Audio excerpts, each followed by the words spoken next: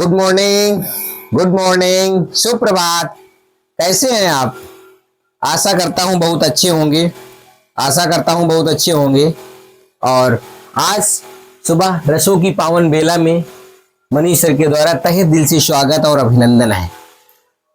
कल बताया गया था श्रृंगार रस के बारे में, पिछली क्लास में श्रृंगार रस पढ़ाया गया, फिर उसके बाद से वियोग श्रृंगार। आज आई है वीर रस की बात। वीर रस के बारे में, वीर रस कहां पर होता है और वीर रस की कैसे पहचान करें, इसके बारे में। तो काव्य को पढ़ने या सुनने में, कोई भी काव्य हो जिसको पढ़ने या सुनने में पाठक या श्रोता, पाठक मतलब पढ़ने वाला और श्रोता माने सुनने वाला, के मन में जब उत्साह रूपी, कौन सा उत्साह रूपी भाव उत्पन्न हो, जब उत्साह रूपी भाव उत्पन्न हो तो वहां पर वीर रस होता है। किसी भी काव्य को पढ़ने या सुनने में पाठक या श्रोता के मन में जब उत्साह रूपी भाव उत्पन्न हो तो वहां पर वीर रस होता है। और वीर रस के एग्जाम्पल है आपके सामने। एक एग्जाम्पल है, सब लोगों ने पढ़ी होगी रचना सुभद्रा कुंवरी चौहान। सुभद्रा कुंवरी चौहान जी की रचना है झांसी की रानी। झांसी की रानी की कोई भी पंक्ति ले लीजिएगा, वो पूरी पंक्ति वीर रस प्रधान है।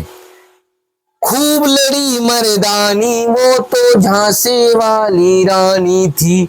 यानी इस पंक्ति को जब पढ़ रहे हैं तो हमको क्या एहसास, उत्साह उत्पन्न हो रहा कि खूब लड़ी मर्दानी वो तो झांसी वाली रानी थी।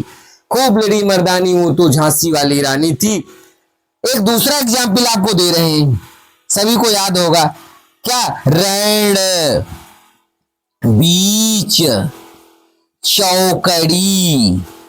रण बीच चौकड़ी भर भर कर चेतक बन, रणबीर चौकड़ी भर भर कर चेतक बन गया निराला था। चेतक बन गया निराला था। रणबीर चौकड़ी भर भर के चेतक बन गया निराला था।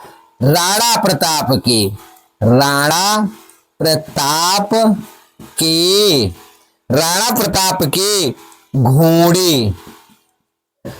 घोड़े से पड़ गया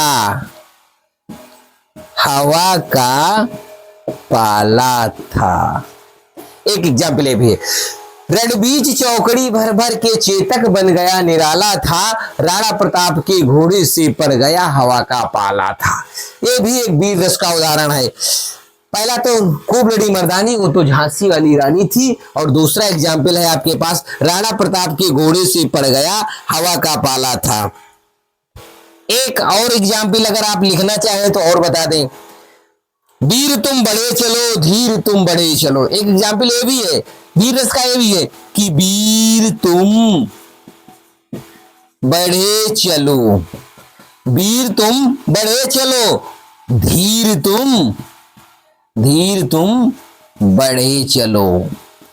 वीर तुम बढ़े चलो धीर तुम बढ़े चलो, ये कविता आपने पढ़ी होगी।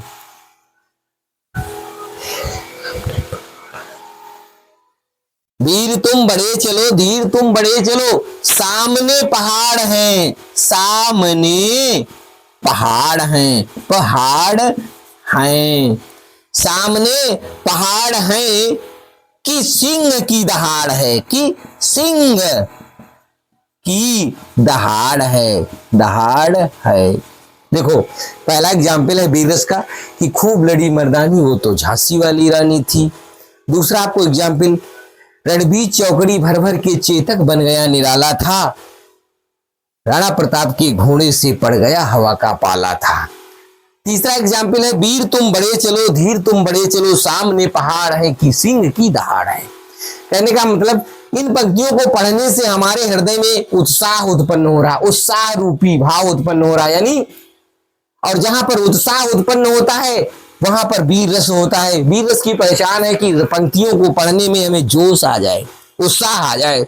ऐसी पंक्तियों को पढ़े तो हमारे अंदर जो जोश है, मैं खोया हुआ हूं जिसमें वो जोश हमारा जाग जाए, और जब जोश जाग जाएगा तो वो जहां पर जोश जग जाए, जिन पंक्तियों को पढ़ने से हमारे अंदर सोया हुआ जो जोश था वो जग जाए और मन में एक नया भाव उत्पन्न हो जाए, उत्साह रूपी भाव उत्पन्न हो जाए, वहां पर वीर रस होता है।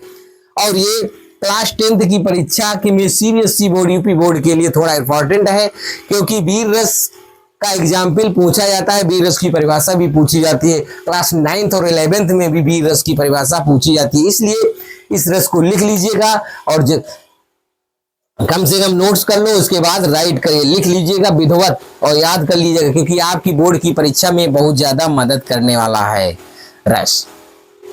Thank you.